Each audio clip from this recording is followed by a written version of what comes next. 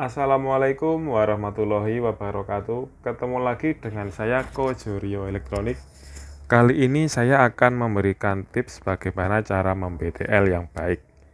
Saya tegaskan dulu di depan ya teman-teman, yang saya kasih tahu ini tipsnya tidak 100% akurat, tapi setidaknya mendekati. Lebih presisi lah bahasanya. Pada basicnya amplifier BTL itu adalah gabungan dari dua amplifier stereo yang inputnya salah satu di balik fasenya. Saya gambarkan dulu ya teman-teman.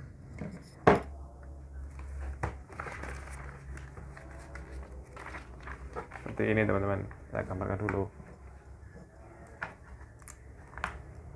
Anggaplah ini amplifier A, kemudian ini amplifier B.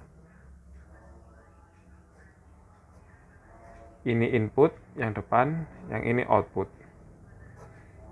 Pada amplifier stereo biasa, ketika inputnya ada gelombang kecil, outputnya kan jadi lebih besar ya teman-teman. Nah, sama juga yang B. Inputnya kecil, outputnya juga besar.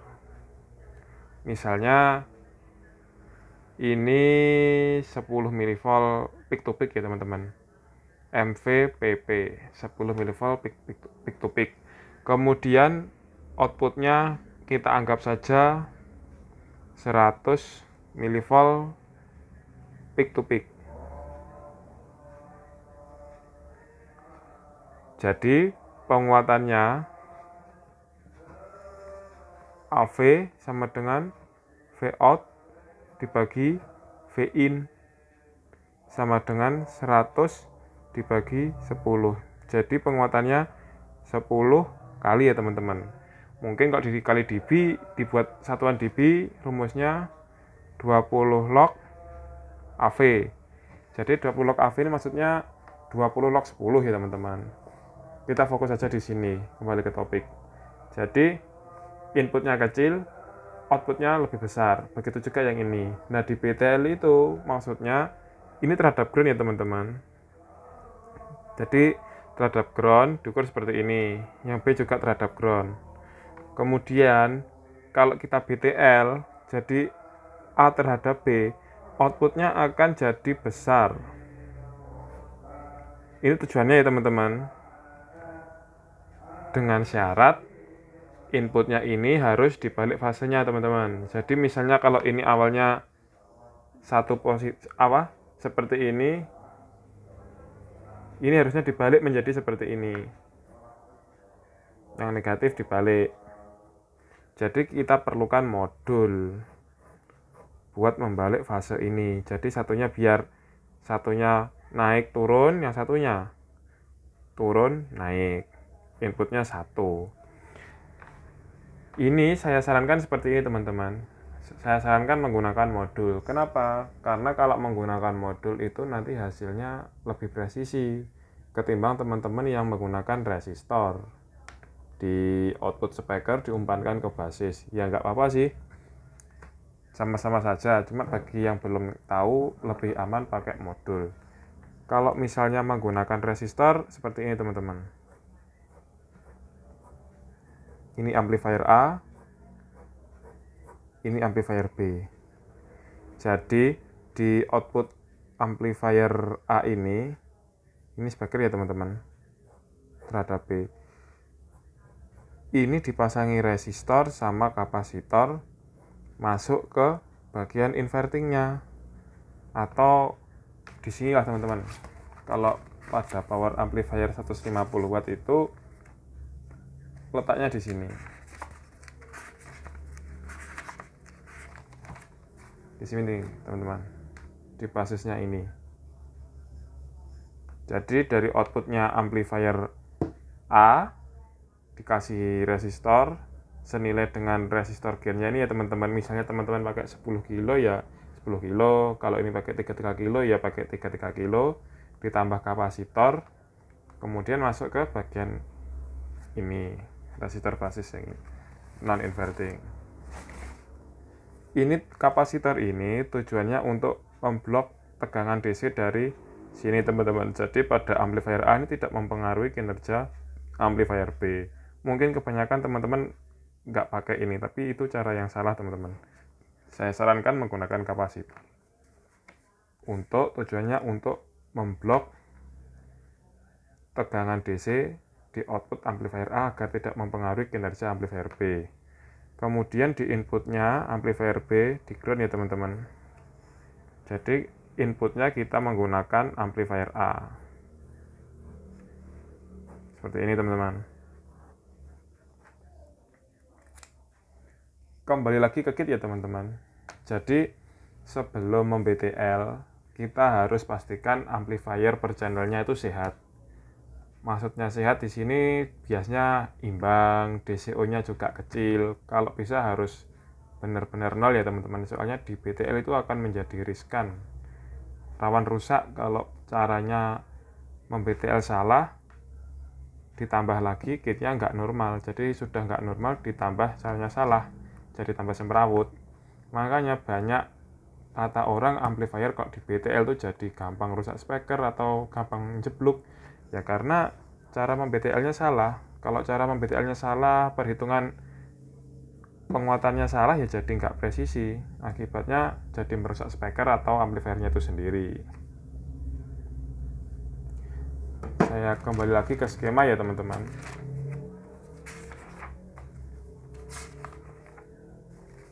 Jadi seperti ini. Yang tadi yang pertama bias harus bagus. Yang kedua bagus dalam artian imbang ya teman-teman. Yang kedua DCO-nya kecil atau sebisa mungkin 0. Kemudian ketiga penguatannya ini harus sama teman-teman. Jadi kalau misalnya di amplifier A, channel A itu 33 kilo dengan 560, di channel B juga harus 33 kilo dengan 560. Saya sarankan resistor 2 ini harus menggunakan metal film. Jadi benar-benar penguatannya amplifier A ini misalnya 10 kali lipat, yang B juga 10 kali lipat. Jadi hasilnya nanti presisi teman-teman, sinyalnya biar lebih bagus.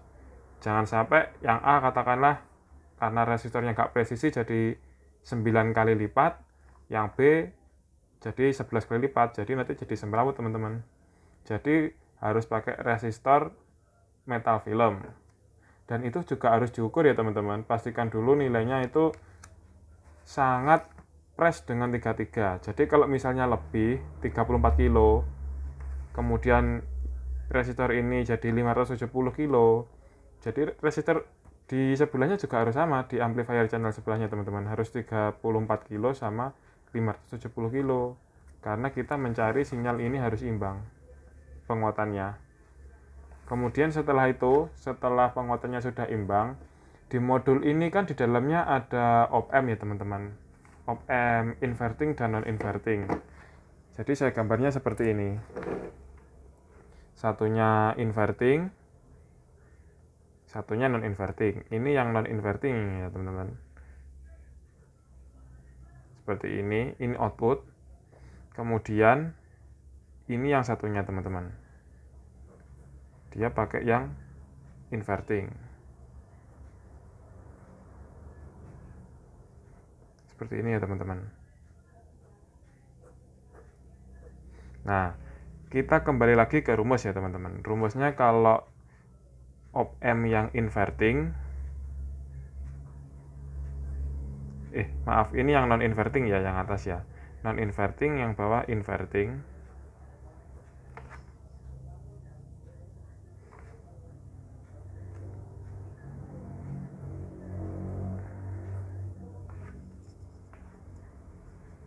Ini RF, air feedback masuknya.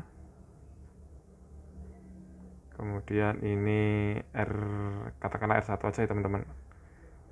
Ini R1.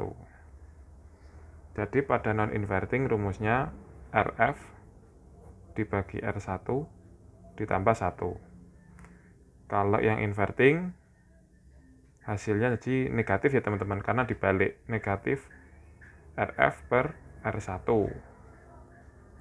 Kita kembali lagi ke skema ya teman-teman.